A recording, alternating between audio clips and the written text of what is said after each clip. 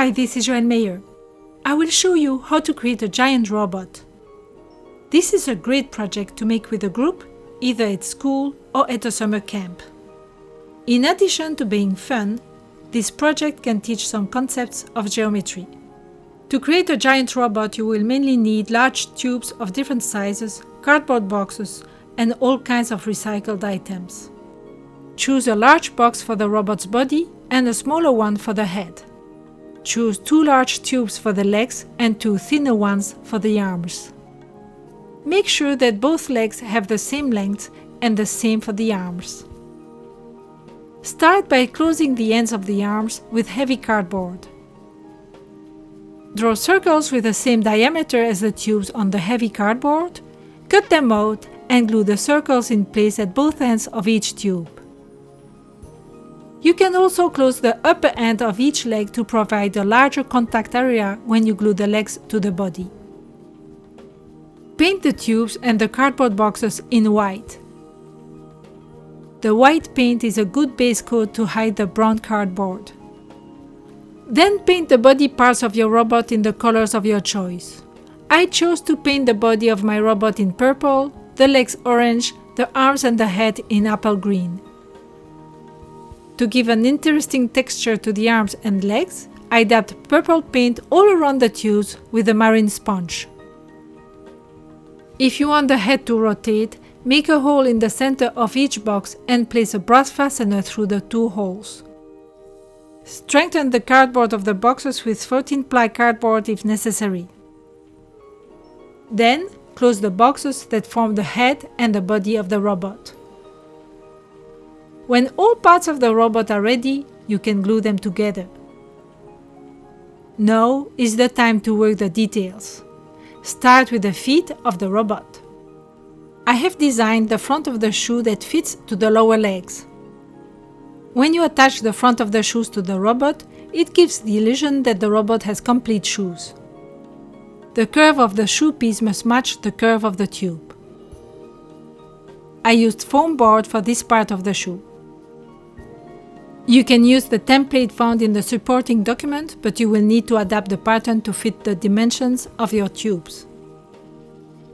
Cut the front part of the shoes 4 times from foam board or from thick cardboard. Next, cut a long 4 inches wide strip of Bristol board. Make 3/4 inch deep notches on each side of the strip and bend the notched sides. Glue one of the notched strips on the front of the shoe. To keep the notched strip in place, use pins and let dry. When the glue is dry, remove the pins. Cut the excess strip of Bristol board. Then glue the top of the shoe on the other notched side. In this case, you don't need pins because the strip already has the right shape.